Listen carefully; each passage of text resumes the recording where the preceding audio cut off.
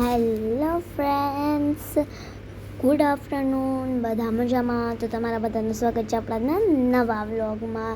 તો આજનો વ્લોગ બહુ જ સ્પેશિયલ વ્લોગ છે. તો હાલ હું તમને લોકોને આ વ્લોગ બતાવું કે આમાં આપણે શું શું સ્પેશિયલ છે. હાલો, સૌથી પહેલાં તો હું તમને એક વસ્તુ બતાવું. ચાલો મારી સાથે જલ્દી આવી જાઓ. આપણે પહોંચી ગયા આપણા લોકેશન ઉપર.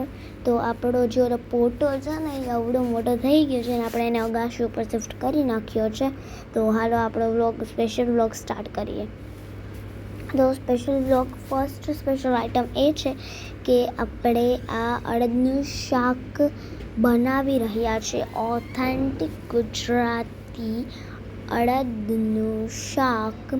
આ બધા એના બેસિક મસાલા એ બધું છે. અડદ આપણે 1 થી 2 કલાક પહેલાં પલાળીને રાખી દીધી હતી. હવે આપણે ઓથેન્ટિક ગુજરાતી અડદનું શાક અને રોટલા બનાવવાના છે. તો સૌથી પહેલાં આપણે અડદનું જે તડકો લગાવવાનો હોય છે એ બનાવી લઈશું. ચટણી નાખીને એટલે એમ સ્નોફ્લેક જેવું બને. મસ્ત લાગ્યું એ મને તો. સૌથી બેસ્ટ પાર્ટ હતો અડદનું શાક માટેનો એ. પછી તો આપણે આખી ચટણી પણ એની અંદર એડ કરી નાખી. ચટણીની અંદર પાણીને બધું મિક્સ કરીને આપણે એ ચટણી બનાવી હતી. જેથી એ તો રસો પણ એકદમ સ્પાઈસી અને તીખો લાગે.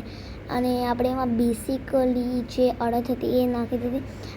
પછી વેજીટેબલ્સમાં આપણે લસણ લીધું છે, ટમેટાં લીધા હતા, ધાણા બાજુ ઉપરથી નાખવા માટે લીધી છે. ઉપરથી એને એકદમ આમ ફેન્ટેસ્ટિક દેખાડવું હતું, એકદમ રેસ્ટોરન્ટ જેવું, એટલે આપણે લીધી છે. પછી તો છે ને એક સાઈડ મમ્મીએ ટમેટાં પણ નાખી દીધા. ટમેટા એકદમ રેડ હતા. બહુ જ સારા ટમેટાં છે. તમે લોકોએ અડદનું શાક કોઈ દિવસ ખાધું છે કે નહીં મને કમેન્ટમાં જરૂરથી જણાવજો. હાલ હું તમને બતાવું કે કેવું છે અડદનું શાક. તો આવું છે કંઈક આપણું અડદનું શાક અત્યારે. પછી તો મમ્મીએ એક સાઈડ અડદનું શાક બનવા મૂકી દીધું ને એક સાઈડ રોટલાનો લોટ બાંધીને રોટલો બનાવવાનું ચાલુ કરી નાખ્યું. એક રોટલો બની ગયો હતો, પાછો લોટ ઘટી હોય એટલે આપણે પાછો બનાવવાનું ચાલુ કરી દીધું. પછી તો મમ્મીએ મસ્ત મજાના રોટલા બનાવ્યા નાખ્યા. એટલા બધા આપણે મજા આવે. આપણા ગુજરાતીઓની પહેચાન છે દાળ ઢોકળી પ્લસ સ્ટીમ રાઈસ પ્લસ અડદનું શાક, રોટલી અને ખમણ ઢોકળા અને ખાંડવી તો ભૂલાય જ નહીં. અને લસણિયા ગાંઠિયા, ઓ માય ગોડ.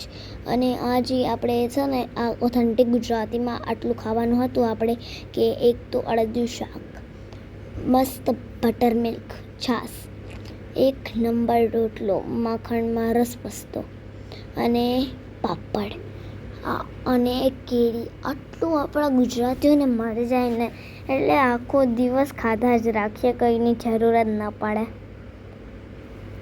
મમ્મીને તો આટલો ગોળ રોટલો થાય છે. મારો તો કોઈ દી ગોળ ન થયો રોટલો.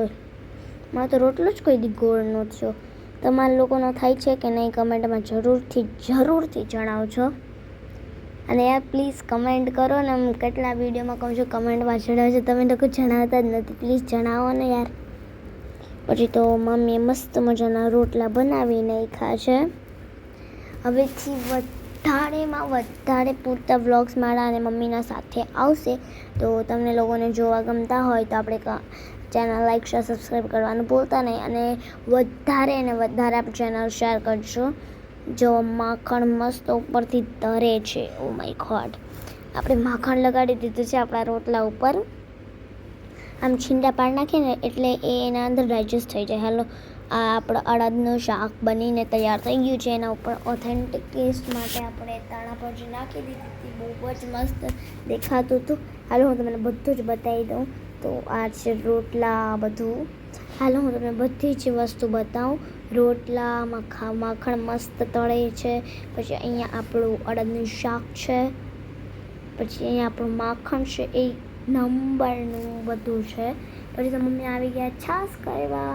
કેમ કે આ અડદનું શાક, રોટલો, કેરી, પાપડ હોય તો છાશ તો જોઈએ જ ને. તો આપણે છાશ બનાવી નાખી.